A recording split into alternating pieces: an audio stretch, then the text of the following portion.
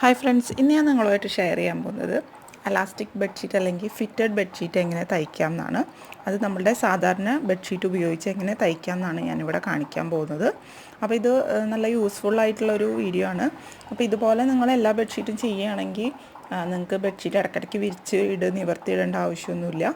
ഇതങ്ങോട്ട് ഇട്ടാൽ പിന്നെ നല്ല പെർഫെക്റ്റായിട്ട് കിടന്നോളും, പ്രത്യേകിച്ച് കുട്ടികളൊക്കെ ഉള്ള വീട്ടിൽ. അപ്പോൾ നമുക്കിത് എങ്ങനെയാണ് നോക്കാം.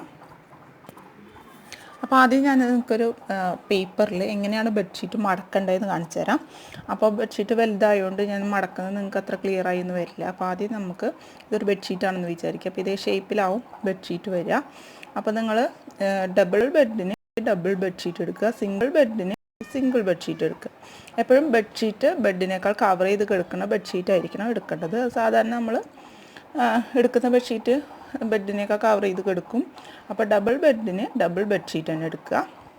എന്നിട്ട് നമുക്കിത് മടക്കേണ്ട വിധം ഞാനിവിടെ കാണിച്ചു തരാം. ആദ്യം ഇത് രണ്ടായിട്ട് മടക്കുക ബെഡ്ഷീറ്റ്.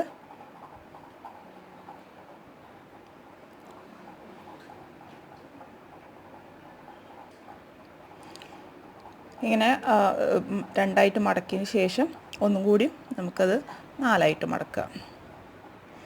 എല്ലാ ഭാഗവും ഒപ്പം വരുന്ന വിധത്തിൽ കറക്റ്റായിട്ട് നാലായിട്ട് മടക്കുക. ഇപ്പോൾ ഇത്രയേ ഉള്ളൂ ബെഡ്ഷീറ്റ് മടക്കേണ്ട വിധം. അപ്പോൾ ഒന്നും കൂടി കാണിച്ചു തരാം. ഒരു ബെഡ്ഷീറ്റിൻ്റെ നീളം വീതിയും ഇങ്ങനെയാണ് വരിക. നാലായിട്ട് ഇതുപോലെ മടക്കുക. എന്നിട്ട് നമുക്കതിൽ സെൻറ്റർ പോയിൻറ്റിന് നേരെ ഓപ്പോസിറ്റ്, ഇതാണ് സെൻറ്റർ പോയിൻറ്റ് വരിക. അപ്പോൾ ഇതിൻ്റെ നേരെ ഓപ്പോസിറ്റ് വരുന്ന ഓപ്പൺ ഭാഗം, ബെഡ്ഷീറ്റിൻ്റെ ഓപ്പൺ ഭാഗത്താണ് നമ്മൾ മെഷർമെൻറ്റ്സ് അടയാളപ്പെടുത്തേണ്ടത്. അപ്പോൾ ഓപ്പൺ സൈഡിൽ നിന്ന് 10 ഇഞ്ച്, രണ്ട് സൈഡിൽ നിന്ന് ഇതുപോലെ 10 ഇഞ്ച് വീതം എടുത്തിട്ട് അടയാളപ്പെടുത്തുക. അതായത് ഓപ്പൺ സൈഡിൽ നിന്ന് രണ്ട് ഭാഗത്തേക്കും ഇതുപോലെ 10 ഇഞ്ച് അടയാളപ്പെടുത്തിയിട്ട് ഇതുപോലെ കൂട്ടി യോജിപ്പിച്ച് വരയ്ക്കാം. എന്നിട്ട് ആ ഭാഗമാണ് നമ്മൾ കട്ട് ചെയ്യേണ്ടത്. അപ്പോൾ നമുക്ക് ബെഡ്ഷീറ്റിൽ കട്ട് ചെയ്യുമ്പോൾ ഒന്നും കൂടി മനസ്സിലാവും. ഞാൻ ജസ്റ്റ് ഒന്ന് എങ്ങനെയാണെന്ന് കാണിച്ചു തന്നതാണ് നമുക്ക്. അപ്പോൾ നിവർത്തി കഴിഞ്ഞാൽ നമ്മൾ ബെഡ്ഷീറ്റ് ഇങ്ങനെയാണ് വരിക. എന്നിട്ട് ഇതിൻ്റെ 4 ഭാഗവും നമ്മൾ ഇതുപോലെ കൂട്ടി യോജിപ്പിക്കുകയാണ് ചെയ്യുന്നത്. അപ്പോൾ നമുക്കിനി ഇത് ബെഡ്ഷീറ്റിൽ എങ്ങനെയാണ് ചെയ്യാൻ നോക്കാം. അപ്പോൾ നേരത്തെ കാണിച്ച പോലെ ഞാൻ 4ആയിട്ട് മടക്കിയിരിക്കണം. അപ്പോൾ ഇതിൻ്റെ സെൻറ്റർ ഭാഗമാണിത്. ഇതിന് നേരെ ഓപ്പോസിറ്റ് വരുന്ന ഭാഗത്താണ് നമ്മൾ മെഷർമെൻറ്റ്സ് അടയാളപ്പെടുത്തേണ്ടത്. അപ്പോൾ ഇതാണ് ഇതിൻ്റെ 4ആയിട്ട് മടക്കിയപ്പോൾ ഇതിൻ്റെ ഓപ്പൺ സൈഡായിട്ട് വരുന്ന ഭാഗമാണിത്. അപ്പം ഇവിടെ നിന്ന് നമ്മൾ രണ്ട് സൈഡിലേക്കും 10 ഇഞ്ച് എടുത്തിട്ട് അടയാളപ്പെടുത്തുകയാണ് ചെയ്യുന്നത്. അപ്പോൾ എല്ലാ ഇപ്പോൾ നിങ്ങൾ ഡബിൾ ബെഡ്ഷീറ്റാണ് എടുക്കണമെങ്കിലും സിംഗിൾ ബെഡ്ഷീറ്റാണ് എടുക്കണമെങ്കിലും 10 ഇഞ്ച് തന്നെ എടുത്താൽ മതി.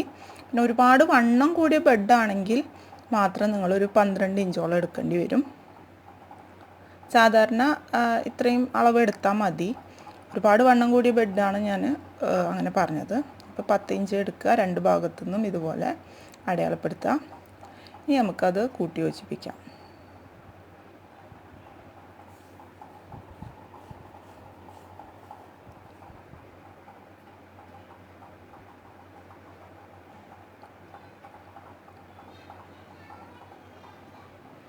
ഇങ്ങനെ കൂട്ടി യോജിപ്പിച്ച് വരച്ചതിന് ശേഷം ആ സ്ക്വയർ ഭാഗം പോലെ നമുക്ക് കട്ട് ചെയ്തെടുക്കാം.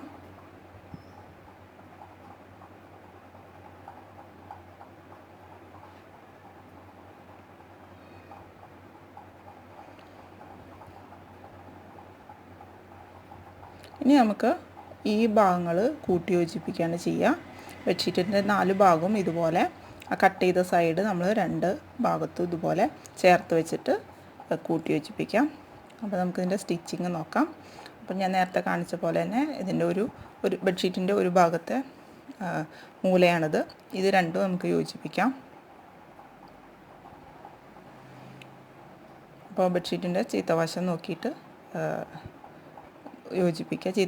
നല്ല വശം ഉള്ളിലാക്കിയിട്ട് മടക്കുക. എന്നിട്ട് നമുക്ക് യോജിപ്പിച്ച് കൊടുക്കാം.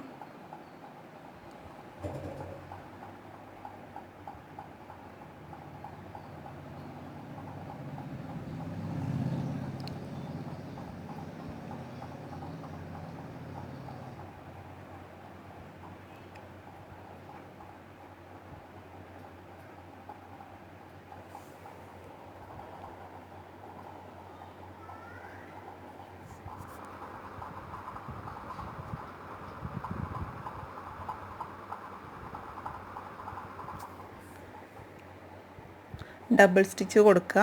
എല്ലാ ഭാഗത്തും ഡബിൾ സ്റ്റിച്ച് കൊടുക്കുക.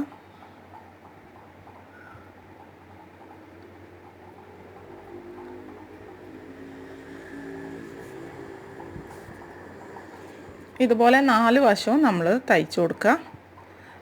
എല്ലാ വശവും ഇതുപോലെ ഈസി ആയിട്ട് നമുക്ക് തയ്ക്കാവുന്നതേ ഉള്ളൂ. തയ്ക്കാൻ ഒരുപാട് ബുദ്ധിമുട്ടൊന്നുമില്ല.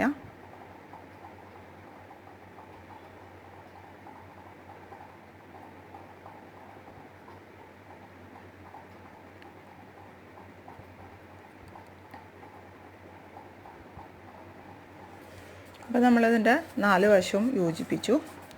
ഇനി നമുക്ക് ഇത് എലാസ്റ്റിക് വയ്ക്കാനുള്ള പോയിൻറ്റ്സുകൾ അടയാളപ്പെടുത്താം. അപ്പോൾ നമ്മൾ യോജിപ്പിച്ച ആ 4 ഭാഗത്തു നിന്നും 10 ഇഞ്ച് വീതം എടുത്തിട്ട് അടയാളപ്പെടുത്തുക. നമ്മൾ യോജിപ്പിച്ച ഈ ഭാഗമാണിത്. അപ്പോൾ ആ യോജിപ്പിച്ച ഈ ഭാഗത്തു നിന്ന് ഒരു 10 ഇഞ്ചോളം എടുക്കുക. എന്നിട്ട് അവിടെ ഒരു പോയിൻ്റ് അടയാളപ്പെടുത്തുക. 2 സൈഡിലും അടയാളപ്പെടുത്തുക. അപ്പോൾ ഇത് അങ്ങനെ യോജിപ്പിച്ച ഭാഗങ്ങൾ മടക്കി വെച്ചേക്കാണ്. അപ്പോൾ അത് 10 ഇഞ്ച് എടുത്തിട്ട് അതിൻ്റെ 2 സൈഡിലും അടയാളപ്പെടുത്തി കൊടുക്കുക. മറ്റേ ഭാഗത്തെ തുണിയിലും അടയാളപ്പെടുത്തി കൊടുക്കുക. അപ്പോൾ നിവർത്തി കഴിഞ്ഞാൽ ഇതുപോലെ 2 ഭാഗത്തും അത് സ്റ്റിച്ച് ചെയ്തതിൻ്റെ അപ്പുറത്തും ഇപ്പുറത്തും 10 ഇഞ്ച് വീതം എടുത്തിട്ട് നമ്മൾ അടയാളപ്പെടുത്തി ഇങ്ങനെ 4 വശത്തും അടയാളപ്പെടുത്തുക.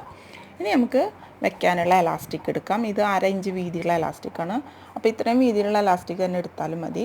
ഒരുപാട് വണ്ണത്തിലുള്ള വീതി കൂടിയ എലാസ്റ്റിക് എടുത്താൽ നമുക്ക് തയ്ക്കാൻ ബുദ്ധിമുട്ടാണ്. എന്നിട്ട് നമ്മളിത് അടയാളപ്പെടുത്തിയ പോയിന്റിൽ വെച്ചിട്ട് 2ആയിട്ട് മടക്കി കൊടുക്കുക. എന്നിട്ട് ആ എലാസ്റ്റിക്കോട് കൂടി ഒന്ന് പിൻ ചെയ്ത് കൊടുക്കുക. നമുക്കതൊന്ന് ഉറപ്പിച്ചിരിക്കാൻ വേണ്ടിയിട്ടാണ്.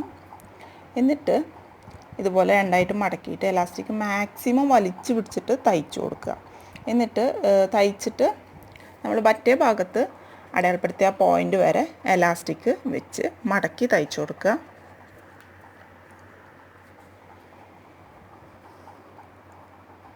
രണ്ടായിട്ട് മടക്കുക തുണി. എന്നിട്ട് അതിൻ്റെ ഉള്ളിൽ എലാസ്റ്റിക് വയ്ക്കുക.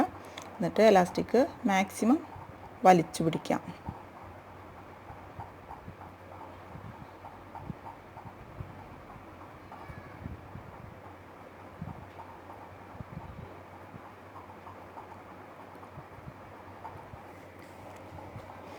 ആദ്യം ഒന്ന് എലാസ്റ്റിക് വെച്ചിട്ടൊരു ലോക്ക് ചെയ്തിട്ട് തയ്ച്ചു കൊടുക്കുക.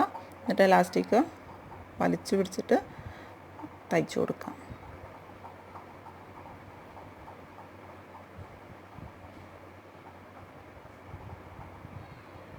എലാസ്റ്റിക് വലിച്ചു പിടിക്കാതെ തയ്ക്കരുത്.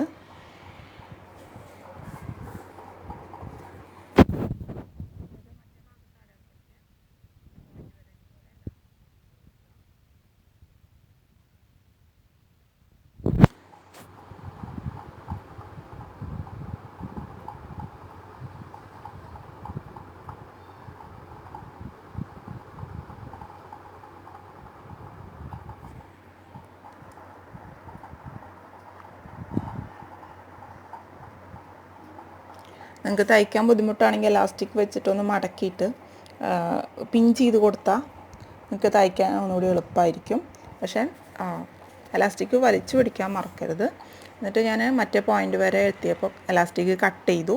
എന്നിട്ട് അതുവരെ എലാസ്റ്റിക് വെച്ച് മടക്കി തയ്ച്ചു കൊടുത്തു.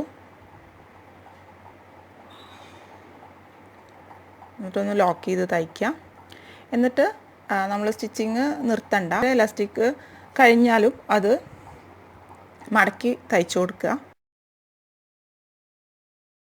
അടുത്ത ഭാഗത്ത് നമ്മൾ അടയാളപ്പെടുത്തിയ, അതായത് അടുത്ത കോർണറിൽ നമ്മൾ അടയാളപ്പെടുത്തിയ പോയിൻ്റ് വരെ ഇതുപോലെ നിർത്താതെ തയ്ച്ചു കൊടുക്കുക.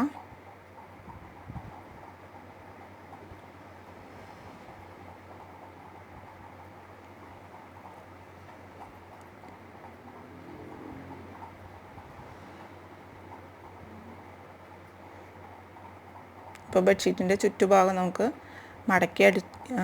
മടക്കി തയ്ക്കാനും പറ്റും. അതുപോലെ അതിൻ്റെ ഓരോ കോർണറിൽ എത്തുമ്പോഴും എലാസ്റ്റിക് വെച്ച് കൊടുക്കുകയും ചെയ്യാം.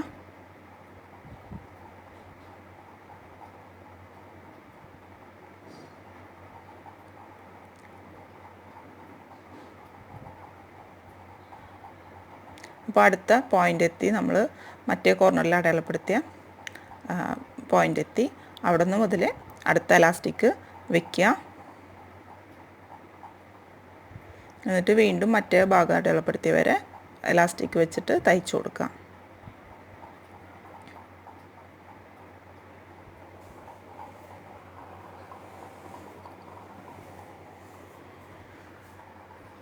ഇങ്ങനെ 4 വശവും നമ്മൾ മടക്കി തയ്ക്കുക. അതിൻ്റെ ഒപ്പം ഓരോ കോർണറിലും എലാസ്റ്റിക് വെച്ച് കൊടുക്കുക.